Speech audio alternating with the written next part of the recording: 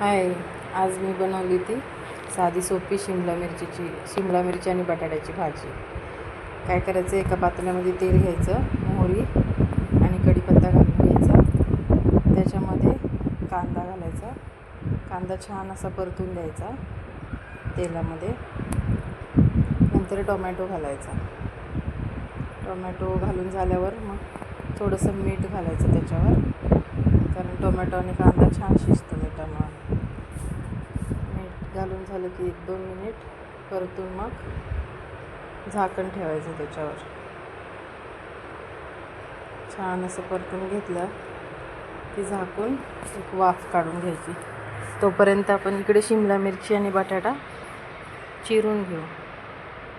बघू शकता किती छान वाफ आली आणि टोमॅटो आणि कांदा पण एकदम छान नरम झाला. त्यामुळे नंतर घालायचे बेसिक मसाले, लाल तिखट, हळद, मीठ तर आपण आधीच घातलेलं आहे, आणि भाजीची टेस्ट वाढवण्यासाठी थोडासा मॅगी मसाला घालायचा.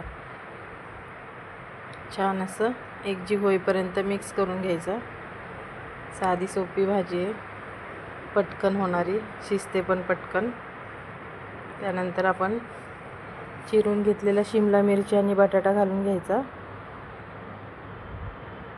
शिमला मिरची आणि बटाटा एकत्रच कट करून घेतले होते. पाण्याने स्वच्छ 1-2 वेळा धुवून घेतले आणि ते मसाल्यामध्ये टाकून परतून झाकण लावून ठेवून द्यायचं. थोडंसं शिजत आल्यानंतर वरून थोडीशी कोथिंबीर घालायची. कोणी कोणी शेंगदाण्याचं कूट पण घालतं याच्यामध्ये. मी कधीतरी घालते, कधी कधी नाही घालत. खूप छान टेस्टी होते भाजी.